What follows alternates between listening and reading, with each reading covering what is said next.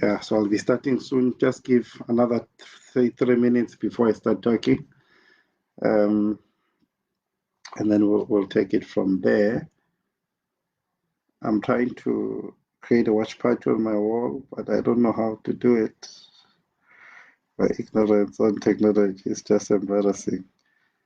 Uh, yeah, anyway, thanks to Elder Mvuzo for inviting us and for conceptualizing the idea that during this Youth Month, we need to share ideas about that have to do with young people. We want to thank you, Elder Mvuzo and the Mvuzo Ministry, for the work that it is doing. And we pray that his work may grow. And we ask that, this is me, this is not the Mvuzo Ministries. If you've got donations or any form of support you could give to the ministry, please do not hesitate to get in touch with Mvuzo. And please lend your support. He's doing some great work focused on young people dealing with issues of disability, which are issues that are important in our society. So please make sure you come in and support. Thank you, Sandra, for coming through. We'll be talking about the importance of education. Importance of education.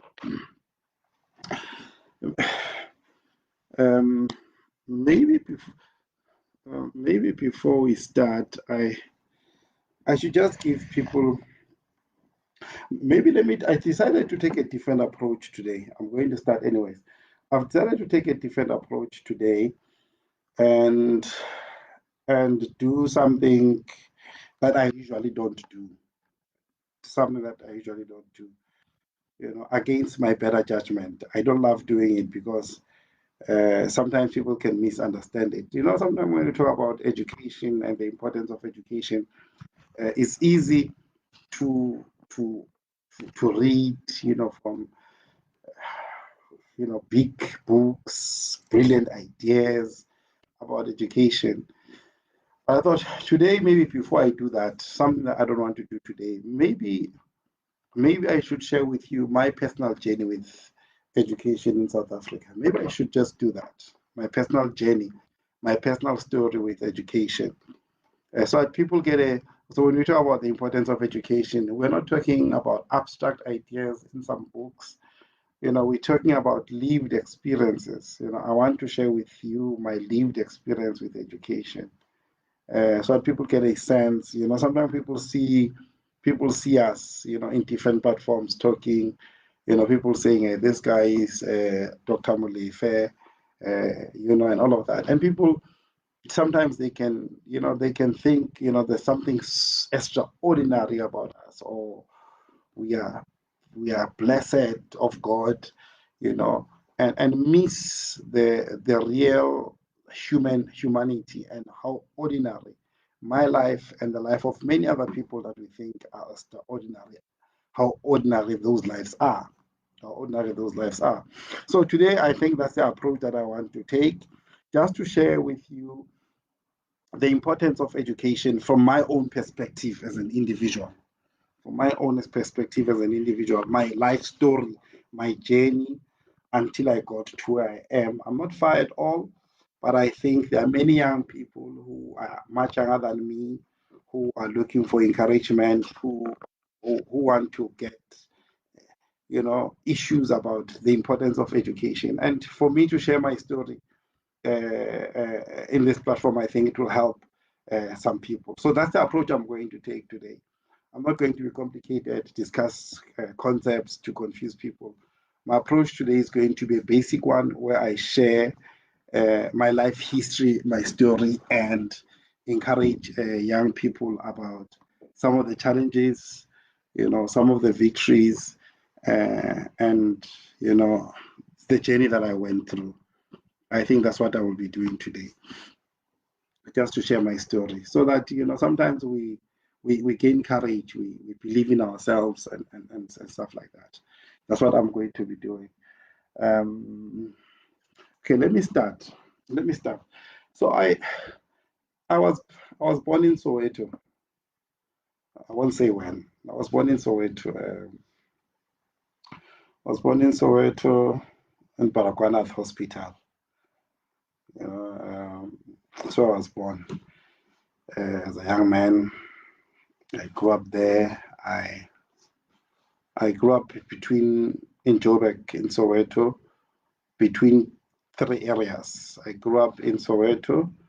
I spent some time in the villages, in the borders of Gauteng and Mpumalanga. There's a small town there called Balfour. I don't know. There was a squabble about whether Balfour is going to fall under Gauteng or Mpumalanga. I don't know how that was resolved. But I was born in the village. I spent 2 years in the village is called Modderbelt there. And then I came back to Joburg, and then then I stayed between Orange Farm. It's a small township, out at the outskirts of Joburg. It's the last township before you leave Joburg to go to the Val. I stayed there, and then I went back to Soweto. So that's pretty much my childhood. Um, when I was growing up in Soweto, the earliest memory I have of myself, I was staying with both my mother and father, and then my mother left. I don't know why she left. And my father also left. You know, my father left because he had a he had a mental illness. He had a mental illness. So he was schizophrenic. And then my father was taken to a mental institute. And then that's when I went to Balfour. I started grade one. I started grade one at a school called Molalatladi, the Tswana school, Molalatladi. Started grade one. Then when I was supposed to do grade two, that's when I was moved to the villages. So I went to the villages. So the first encounter I had with school was at Molalatladi. I didn't go to crash or preschool. Um, I didn't do those things. I remember I used to stay at home while my friends went to crash. I think it had to do with money. It was not expensive then, but I don't think we could afford it at home. And then I was at home, and I was not bothered. I loved to play, and I played. And then I started grade one at Malatladi in Soweto, a Tswana medium school. I passed grade one. When I was supposed to go to grade two, that's when my father had other challenges, and my mother left. She never quite explained to me why. And then I went to Balfour. I did my grade one again. Why? Because now I had to do it in Zulu and not in Tswana. And I started doing it in Zulu. I did grade one, grade two there, and I finished those. And then I came back. I did my higher primary in Soweto, Nanda Primary School. Nanda Primary School, and I finished that as well. Um, I finished that, and then I went to higher primary school. I left Soweto. I went to Orange Farm. I did grade standard 3 or grade 5. Yeah, grade 5. I passed, fortunately, and then I left and I went back to Soweto. Finished my high schooling year there, and school was going. One of the things that I must say, school was going very well for me. I was doing relatively well, and it was important for me because then I was staying with my father. When he came back from the hospital, I was just staying with him, and I was doing those grades with my father. Then my father couldn't work; he was a sick pensioner. He was on sick pension, so I stayed with the pensioner. So, so, so one of the things that I never had, and this is a very important point, and I think it will encourage some people. I never really had a stable family. I never had that kind of stable family. You know, I mean, the only time I remember staying with both my parents was when I was doing grade one, and after that, that was the end of it. And until now, I have never stayed with both of them. You know, And then when I was doing higher primary, I was staying with either my uncle or my father. So when I was doing grade 6 and 7, I was staying with my father, just the two of us. And then I finished higher primary school, and I went to high school. I was still staying with my uncle for grade 8. Grade 9, I went back to stay with my father in Soweto. And that was it. I went to school. And then when I was doing grade 10, I became a Christian. That's when I became a Christian. When I was doing grade 10, I became a Christian. I became a Christian. I started preaching and also doing my schoolwork. Grade 10, 11, and I got to grade 12. Fortunately, I passed grade 12. I passed grade 12. So what Christianity did for me at that time, and that's why I always love to emphasize this, is that it secured me from a lot of temptations I could face you as a young person. And then sometimes religion is such a useless thing. It's useless thing. You think people are just singing and clapping hands and reading, but sometimes it has important values that can protect you as a young person. That's what it really did for me. No proper structure at home, or even if it was not the best. So what Christianity did, it gave me values. Uh, I never got into smoking. I never got into alcohol. I never got into crime. And these were things that were available around me. These are things that I could have done. But because of the lessons I received from Christianity and the church, this protected me. And because my focus was at school. Um, I was at school, and that really, really, really helped for me, and really helped me, to focus on my schoolwork and work on my schoolwork. And then that's it, and that's it. So what Christianity did for me as a religion, as an institution, it gave me a place where I could explore my talents. It gave me a place where I learned important values, about how to live one's life. I was struggling with questions of identity, very troubling questions of identity.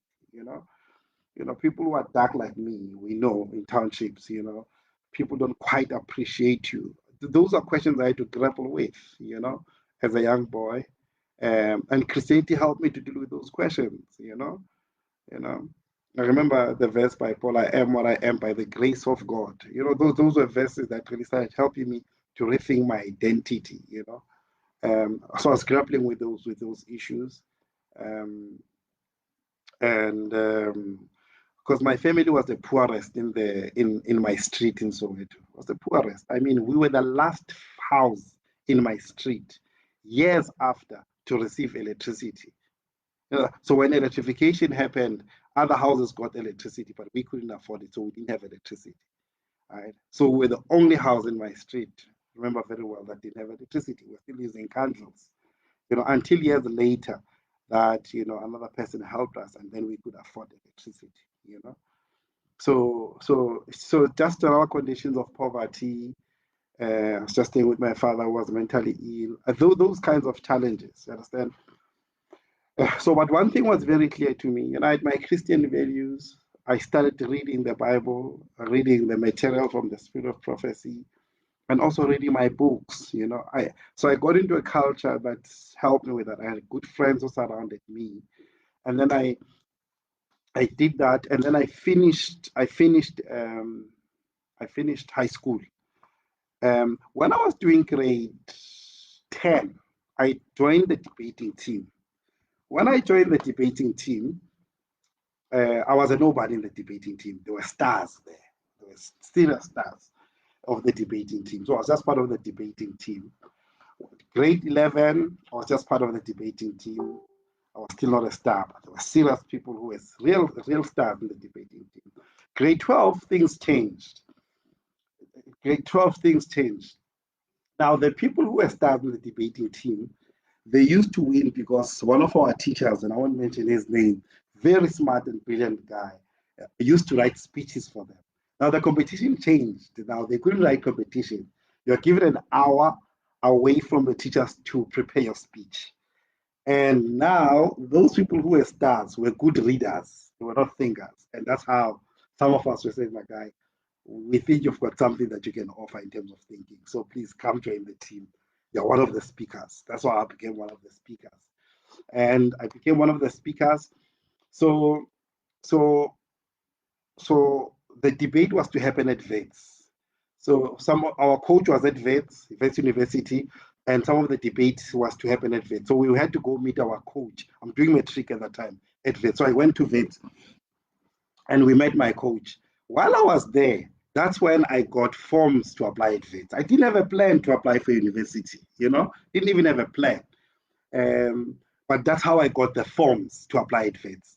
And now because the debate was happening at Wits, so I left with the forms, I got the 200 and I filled in the form. I applied. I applied for a space at Wits.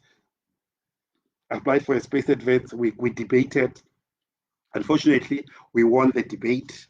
We won the Gauteng Championships.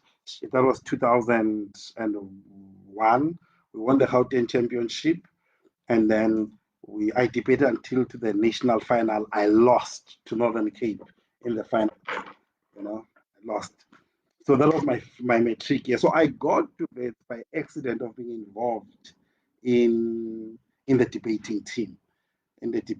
Then I finished my matric, and then I went to Wits. I got accepted at Wits. So before I go, maybe another important detail. So my father is a sick pensioner. I think he was earning about 600 when I was doing matric. So he couldn't even afford to. I was using a train to go to university because he couldn't afford to pay for a taxi. So I was using a train. But one important detail I omitted. While I was in class in matric, I applied for a scholarship, John Smith Educational Trust, which was administered, I think, by FNB. I applied for that. And in fact, that was by accident. One guy was applying and I said, man, can I see? And I got the forms and applied. The guy who came with the form didn't get it, I got it. So I got about 20,000 to go to study at Wits, 20,000. Then I was accepted Wits, then I had a scholarship. Then I got into Wits. I did my first year. These are so I got to Wits. When I got to Wits, some important details. Because my marks were not great. So I couldn't get into what I wanted to do, So what I did, I then got into a BA degree. Got into a BA degree. My first year I did a BA degree. I did a first year degree. Then I did the maths course that I needed to do. Then I passed. Then I went. Second year, I did computer science, maths major, applied maths, and philosophy. I did those four. This is my second year Wits. I think this was 2003. So by June, I got kicked out of computer science.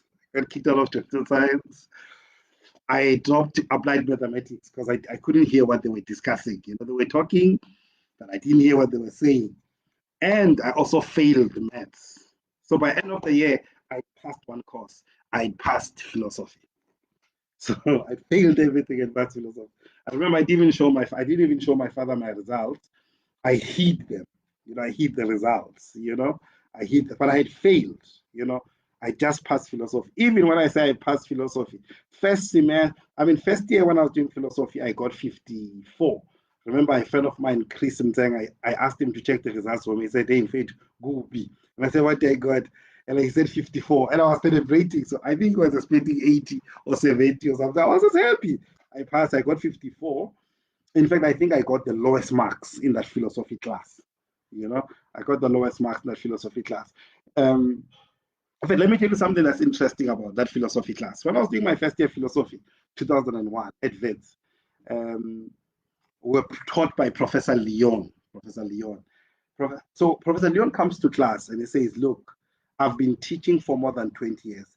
This is the best class I've ever taught. This is after we wrote our first essays. And I'm thinking, wow, I'm part of the best class. Means I've got something to offer. Only to find out that I was the only one who had failed, and that essay. I remember I got 40, I got 47 for that essay, So this was the best class, but I was just the black sheep in the class.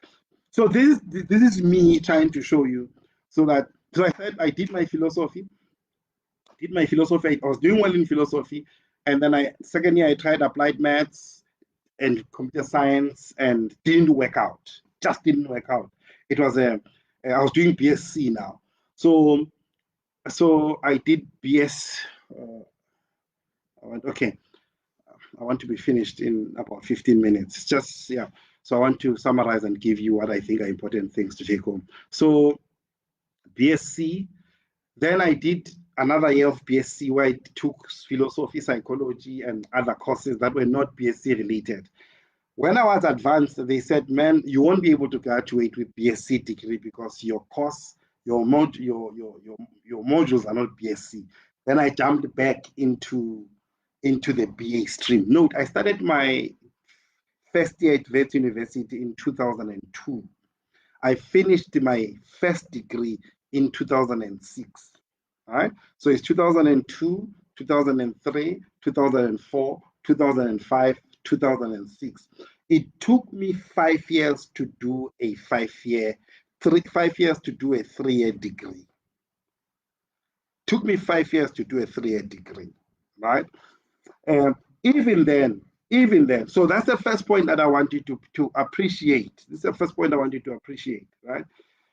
So I really struggled with my first degree. It was a serious struggle. It was a serious struggle. It was a serious struggle. I was struggling with quantitative subjects, your maths, your statistics.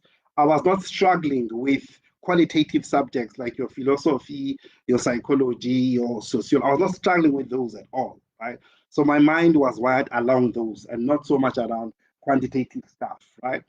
So I finished my degree not in record time. It took me 5 years to finish my degree. Even then, I was getting very average marks. I was getting very average marks. For my first years, first semester I got 54, second semester I got 63. Second year, I remember the professor called me aside and said, man, you are taking chances in the exam. You are lucky that you passed. Remember, I got 55 for my second year second year course in philosophy. I got 55. I don't remember what I got the second semester. One thing I remember, it was a difficult course, the second semester module. I think it was philosophy of mind. Psychology, I was getting 60s along there. Those were my majors now in BA. And yes, I finished those. But note something very important. When I was supposed to go to my honors, I didn't qualify for honors in philosophy. I didn't qualify for honors in philosophy. I didn't qualify. They needed 65. I think I had 63. 63. I didn't qualify. But because I was consistent, I was always early in class. I participated the best way I know how, and the department had formed some kind of relationship with me.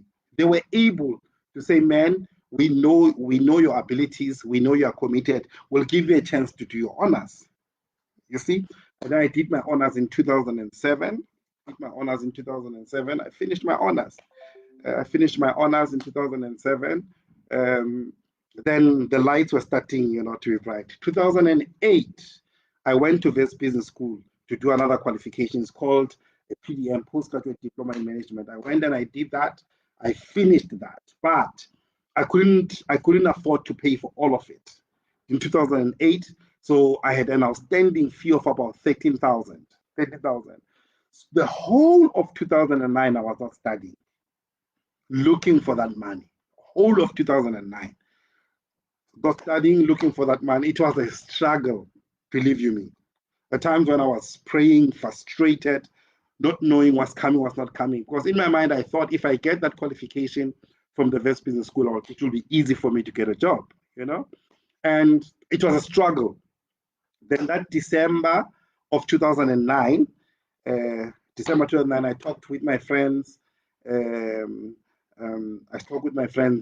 And then they contributed. I remember I talked to 4 guys. I'll just mention one for now. Sizokum contributed, and then I paid that thing, and I got the qualification. And I started looking for a job. I didn't get a job. I remember there was a day where I walked in Gauteng. The entire street, the long street in Gauteng, the same street as where the Mandela Foundation is. I walked from the beginning of that street right to the end until I got to the Mandela Foundation. I didn't, I didn't, I didn't get a job. I didn't get a job. Um, and then that was 2010. I enrolled for a master's degree. Not in philosophy, in development studies. Did that master's in development studies. 2010. I pushed it. I finished it. I pushed it still, and I was hoping that if I do development studies, um, things will be easy. I'll easily get a job. Still no job. Then I wanted to go back to philosophy now to do my PhD. I went to the West Department of Philosophy. They said, no, they want me to do a master's in philosophy. I thought, no, I won't do 2 master's degrees. Right? And then I didn't do that. Then I went to UJ. UJ said, no, we can give you a space in the PhD program only if you do what they call RPL, recognition of prior learning. Recognition of prior learning. I said, no, it's fine. I did recognition of prior learning. Recognition of prior learning. Now, there are certain things that are in the background that you're not seeing. Let me bring them to attention quickly. At this stage, most of my peers are working, I'm not working. Note that. Most of my peers are working and I'm not working. At this stage, I'm old enough to be taking care of myself. At this stage, I've got serious family problems. I can't stay at home because I've got a fight with my brother, and my brother we're fighting about the house, fighting about the house. I remember at some point my brother said that I'm not a legitimate child of my father, and therefore I can stay there, but I'm not really at home, something like that. So you can see that was very stressful, So these are things that are happening in the background. I'm trying to sort out my life. These are challenges that I'm facing, So one of the biggest challenges I had to face was the challenge of homelessness, So I won't get into details, but it's just complicated. That was the mess behind me. So I did the RPL, then I stayed with my brother in Orange Farm. We had a fight, and then he chased me out at night at 10, and then I was rescued by by my girlfriend then. She rescued me, took me to a place. I was really stranded. I had nowhere to go. And then I did the RPL, I finished it, then I started my PhD. And before I started my PhD, I went to do a week of prayer in Solusi. And I was praying, God, I want to do something with my life. What can I do? And then there and there I got an answer that I should do my PhD. Those were some of the moments where I really felt God talking to me. Then I went back to South Africa and I went to UJ. They said, man, you've got money to do a PhD. Someone is, I think my supervisor had given me some money to do PhD. And then I went to the res office. Remember, I still started with the issue of accommodation. They said, no, man, you've got a place to stay, You've got a place to stay. And I thought they would want for a deposit. No deposit at all. No deposit at all. Then I had a place that is called my own. So with the first 5 years at university, I was traveling by train. First 5 years, I was traveling by train, right? Then the second 5 years, when I was at varsity, I was squatting, at friends' places. I squatted at a friend of mine's Tekumalo. I squatted with Jerry Malebane. I squatted with Kujo Malebane. I squatted with Elliot Meleba. All of these, my friends. I squatted with them, still friends with them today. I stayed, we used to share. That was the life we lived then. We shared everything. I never paid rent. I see people who are squatting today pay rent. I never paid rent. These were friends. And these were people that God brought to my life to really help me in my struggle. So it was not a smooth struggle. It was challenges. But, I was fired up, to do something with my life. I was fired up to bring a particular change in my life. I was fired up to define myself for myself. I was fired up to say, I'm not going to fail because of my circumstances. I was fired up because I wanted to bring meaning to lives of people who were important to me, my mother, my father. I wanted to achieve something for them. I wanted to achieve something for God, because He had blessed me with so much talent, with so many opportunities. I wanted to do something for that. I was fired up. I wanted to do something for a black society that is looked down upon. I was really fired up, you know. I just had this fire to use this opportunity to change my life circumstances, you know. I just had this fire to say, you know, I could do something, tough as it may be, complex as it may be, you know, undefined as it may be. You know, I thought, I just want to do something for me. I owe it to me to do this thing. You know, I was not, you know, sometimes we don't appreciate opportunities like education because we're thinking we're doing it for our parents, but ultimately it's about you. It's you trying to define yourself. Is you trying to create a mark in the world? Is you trying to improve your circumstances? Is you trying to eat from a different plate? Is you trying to reach different places, reaching heights that were never before expected? And it was not easy. I was struggling at school. I was not an A student, but I kept fighting. I kept fighting. I kept fighting. And the most important lesson I discovered about this fighting that I was in was the fact that the more I struggled about things, the better I understood them. You know, so my mastery was not revealed when I was writing exams. My mastery was revealed when I was by myself and thinking, oh, now I understand what's happening, right? That's how my mastery came about, right? By the time I got to my PhD, through all of these struggles, you know, I got a sense that God was preparing me for something great. Because when I got into my PhD, I didn't struggle at all. And people say the PhD is the most difficult thing ever. For me, it was the easiest thing ever.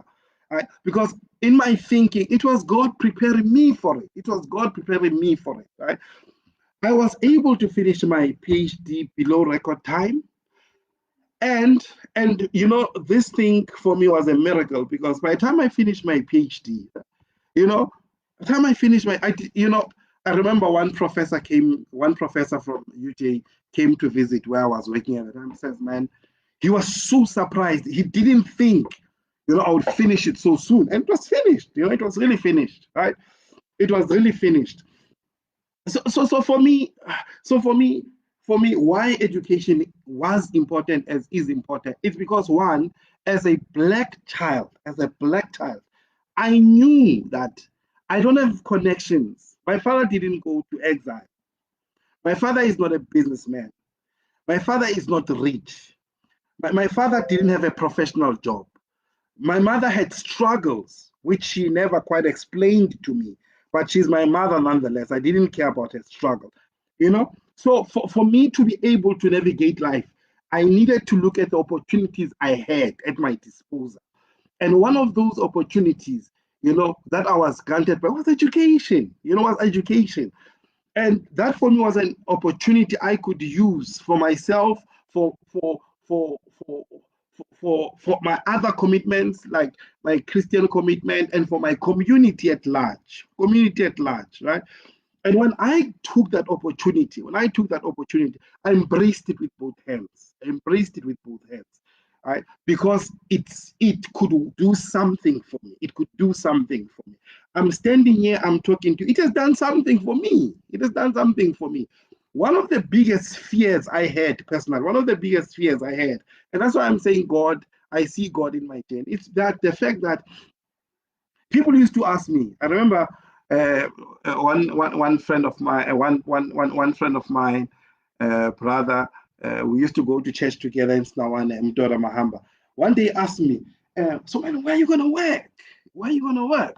What are you gonna do?" And I didn't know what I was gonna work. And he was asking this because I was doing philosophy. What are you gonna do? You know, what are you gonna do? I didn't know. I was just doing philosophy and I was just in love with it. And that time I remember that I was doing actual science. So you know, you didn't have to be a genius to know that you work in the financial sector or the insurance sector. It was obvious what he was going to do, right? But I didn't know, and I couldn't even tell my mother what this philosophy thing was about, you know. But but when I got into that thing and I became, you know, not so bad at it, you know, I'm not the greatest philosopher ever, but when I got into it and I started doing it and I started, you know, becoming better at it, right? Before I even finished my PhD, I got my first permanent job. You know, I got my first permanent job, and ever since then, you know. So and also just maybe I started working. When I started working, I was 32 years old. So I was 32 years old when I started working. And also, I was 32 years old. Most of my colleagues started going to work around 2000, and my peers started 2005 or 2006. So I was years late, but I was not late. My opportunities were different from others, and the journey that God was preparing me for was different. And I embraced my journey, and I worked hard on that, and I focused on that, despite all the challenges I had, despite all the education limitations I have. Didn't have a lot of resources, but one thing I had, the commitment to the blessing that God gave me. That commitment was everything. That commitment was everything to me, that I could do something for myself. I could do something for myself. And so I think the message that I want to send out there to young people is that, look, a lot of us may not have a lot in the world to live for, you know. We may not have a good start, you know. But when you have a chance to go to school, to sit behind a desk, and you are given books to study, it's a chance that you could use to improve your life. It's a chance you could use to improve your life. I'm not saying it's going to work for everyone, you know. I'm not saying that it is a silver bullet that solves all the problems. I'm saying, and I want to make this point. Most of the people that I know who are who I relate with, who I went to school with, they are relatively doing well. You know, they're relatively doing well. Right? They're relatively doing well. I'm not saying all of them, I'm saying most of them, you know, they're relatively doing well. Um, so so so if young people are out there and they're thinking about their lives, my advice would be education is very important. Doesn't always work. It's not an easy solution, but if you are committed to what you're doing and you're doing your best and you're giving it your all, it might work out for you. And look, and I want to make this point. I was doing philosophy, right? You know, I'm saying so it doesn't matter what you are doing. I was doing philosophy, and I worked hard on it. You could do history, you could do archaeology, you could do anthropology. Just make sure you work hard at it. Had I got proper mentoring, I could have finished my master's and gone overseas, you know, to study overseas, I could have had better luck with scholarships. I got my first scholarship when I was in 2012. When I was in my, yeah, 2012. I got my 2013. I got my scholarship. NRF gave me some decent money that year, and then that's when I could, live a happy life as a student. But I was working hard. I was not. I would wake up at 9, 12 o'clock until 3 o'clock. I'm working. 3 o'clock in the morning. I was working every day because this is the only opportunity I had. So that's the message for me. Education is important, as a black person, where we are, to say it's a tool you can use to change your life circumstances. And I'm a senior researcher today, and make no mistake, I'm still working very hard. I'm pushing. I'm happy, every year God sends young people that I talk to in the university. I'm talking to young people. So I worked at UKZN. I remember young people used to send me messages just appreciating the work I was doing in teaching them. So this work has put me in a place where I can touch directly people's lives. And now I'm talking to people who have similar or even worse backgrounds than me.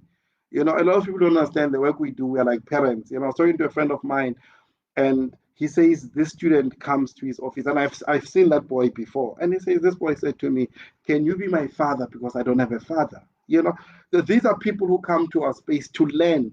They're looking for brothers. And this is the kind of impact that I'm having in lives of a lot of young people.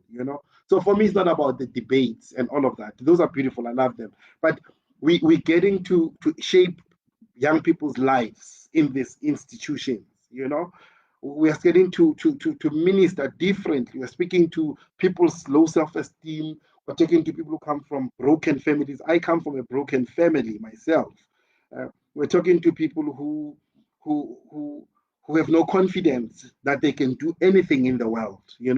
So education for me gave me a voice, gave me eyes, gave me feet, gave me now my name. I see my name, printed in big, publishers' names, in New York, and I'm saying to myself, thank God that you have given me, the journey that prepared me for this, And because I've had this journey, now I understand the value of humility. Now I understand the value of listening to others. Now I've got the value of supporting others, So for me, I think the most important, when we talk about the importance of education, we're talking about taking it as a tool to improve ourselves and to improve our society, I'm not up for this thing of using education as a way to boast, as a way to tell people we went to school, as a way to speak fancy English, fake accents, as a way to tell people that we are carrying black cards,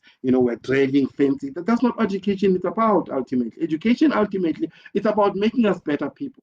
It's about us changing. One of the greatest things that has happened to me was when I was able to say to my mother, all your life you've been a domestic worker. Can I at least be the one who pays your salary without you going to work? You know, for me, without even changing the world, the ability to be able to do those little gestures for your mother, for your father, being able to be there for your friends, for your family, to change their lives, be able to, to empower them. For me, that's what education is supposed to empower us so that we're able to empower other people. Education is not about knowledge and big theories. It's about how we become better people and are able to impact others in society. How our struggle teaches us to be sensitive to other people's struggle. How our struggle expands our empathy so that we feel for others because we know what they are going through. You know what I mean? So for me, that's the importance of education to make us better people, right? To make us better people and to encourage others in their struggles and in their journeys to say, you will make it. Even if you don't make it, we are here to support you, we'll pray for you. So I thought I should share that because sometimes we mystify things. We make as if things are easy. It's flowers all over. Life is a struggle. Choose your area, focus on that area, work on it. And for me, it was education at university. For you, it might be education when you are starting to build your own business. That's education. You meet a lot of stakeholders. You start understanding your clients. You start understanding what people need. That for me is education. It's knowledge that you know how to service people. Others might want to do ministry to empower, to change people's lives. Others might want to do a lot of other things. Others may just want to be writers. Others may just want to be speakers. All of those things are processes that you will have to go through a lot of things to get there, right? So it's about getting involved, getting committed, and doing your best in that. It does not always work, but the beauty of it is when you have done it for yourself and you have tasted there's both the joys and the pains of doing it. That nothing can remove that. Nothing can remove that. And the humility of always being grateful to know that you had so much support going through this. I won't lie to you and say I made this on my own. Important people who contributed to my life.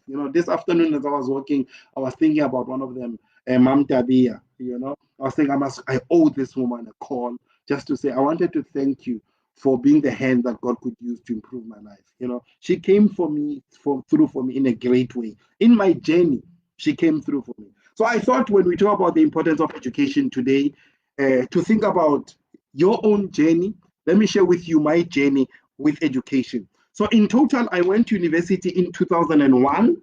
I am still part of the university community in 2020. So this is 19 years in these institutions. And from the look of things, I'm going to be part of these institutions until I go to the grave. That's where I'm going to be making my contribution by educating the nation. So God bless you. God keep you strong in your journeys. Work on your vision, what you want to do with your life, develop yourself and invest yourself. So thanks a lot.